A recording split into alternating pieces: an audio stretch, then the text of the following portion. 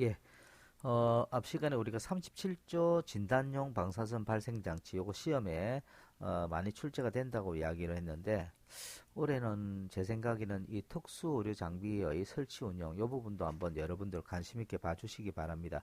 요거 빨간색으로 밑줄 그어 주시고요.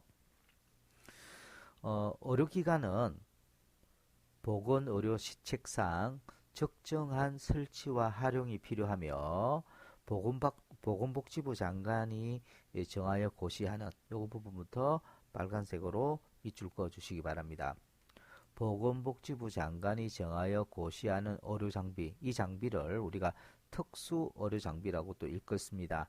이러한 특수의료장비를 설치 운영하려고 하면은 보건복지부령으로 정하는 바에 따라서 시군구청장에게 등록해야 된다. 누구에게? 시군구청장에게 등록해야 된다. 이 부분 빨간색으로 밑줄 그어주시고 그래서 보건복지부령으로 정하는 설치 인증 기준에 맞도록 볼까요?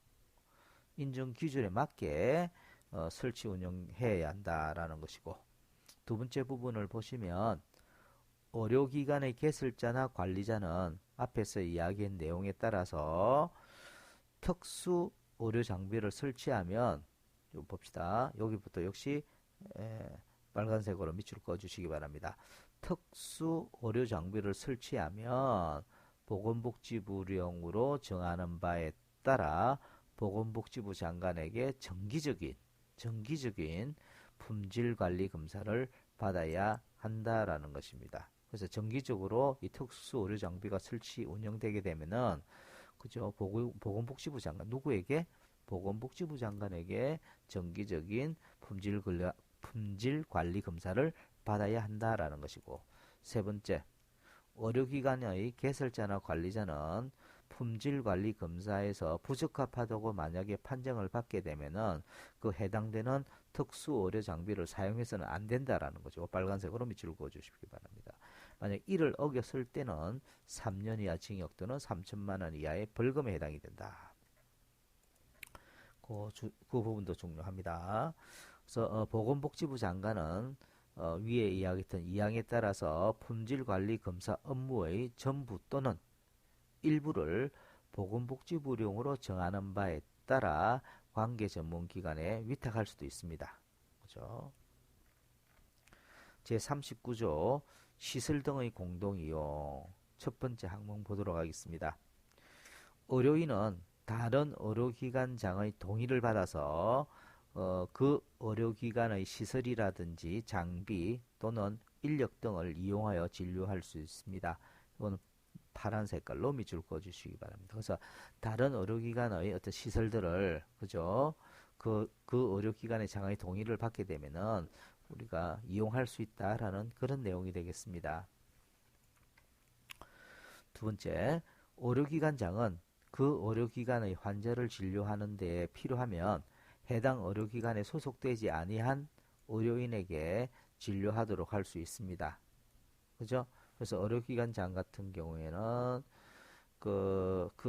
내 병원에서 환자를 진료하는데 필요하면 우리 이 병원 의사가 아닌 다른 병원 의사에게 진료를 이렇게 할 수 있다라는 그런 내용이고요.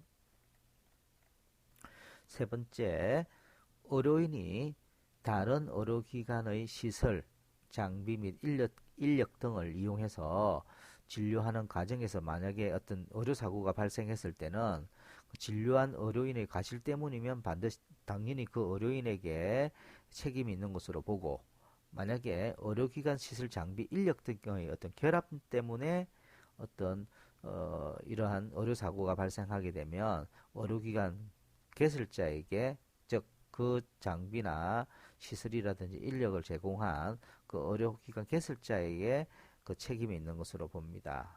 그죠? 이런 것도 한번 파란색으로 밑줄 그어 주시기 바랍니다. 그래서 시설 등의 공동 이용도 제가 빨간색으로 끌로 줄은 긋지 않았지만 나름대로 중요한 부분이 들어가 있으니까 한번 봐주시기 바랍니다. 그 다음에 제40조 폐업, 휴업 신고와 진료 기록부 등의 이관 이렇게 요거 중요합니다. 빨간색 별표 하나 그죠? 요거 그죠? 빨간 별표 하나짜리가 되겠습니다. 이게 시험에 정말 많이 나옵니다. 의료기관 개설자는 의료업을 폐업하거나 또는 1개월 이상 휴업하려고 하면은 보건복지부령에 따라 관할하는 누구에게 시군구청장에게 신고해야 된다. 요거 빨간색으로 밑줄을 그어 주시기 바랍니다.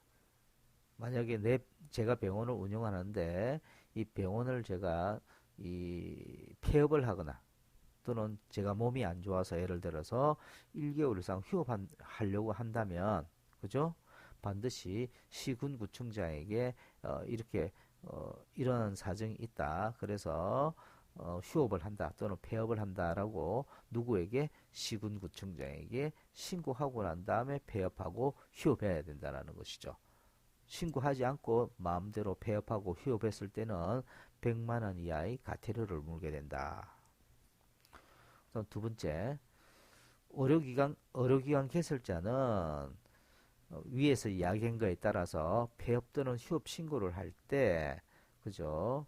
그 진료에 관련돼 있는 문서들이 있을 거 아니에요.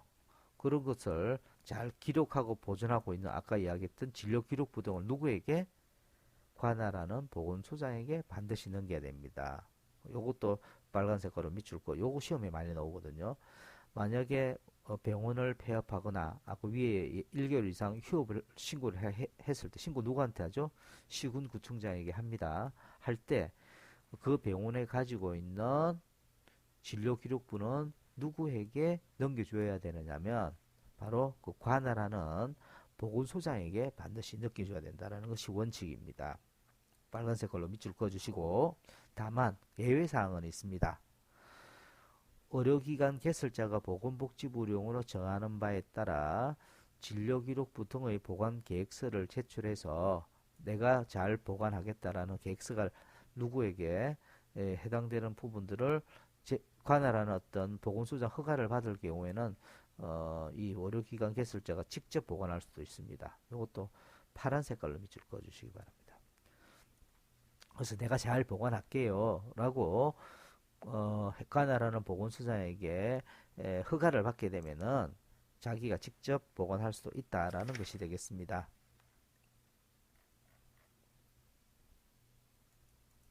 그 다음에 세 번째, 시군구청장이 예를 들어서 휴업, 폐업한다고 해당되는 의료기관 개설자가 이렇게 신고했는데도 불구하고 예를 들어서 뭐 지금처럼 감염병 예방이라든지 관리에 대한 법률에 따라서 질병관리본부장, 시도지사, 시군구청장이 감염병 역학조사라든지 예방접종에 관한 역학조사를 실시하거나 또 의료인, 의료기관장이 보건복지부 장관 또는 시도지사의 역학조사를 실시하는 이러한 경우에 있어서는 의료기관 폐업 신고를 수리하지 않을 수도 있다는 겁니다. 파란 색깔로 밑줄 주시기 바랍니다. 지금 같은 이런 경우가 되겠죠.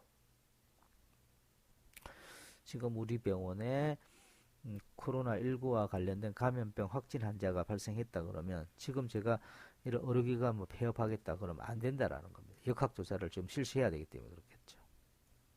신고를 수리하지 아니할 수도 있다. 그런 말이고. 그 다음에 네 번째, 의료기관 개설자는 의료업을 폐업 또는 휴업하는 경우 보건복지부령으로 정하는 바에 따라 해당 의료기관에 입원 중인 환자를 다른 의료기관으로 옮길 수 있도록 하는 환자의 권익을 보호하기 위한 조치를 하여야 된다. 이것도 역시 파란 색깔로 밑줄 그어주시기 바랍니다. 갑작스럽게 제가 병원을 운영하다가 폐업 때문에 휴업하면 거기에 입원 환자들은 어떻게 하냐라는 거죠.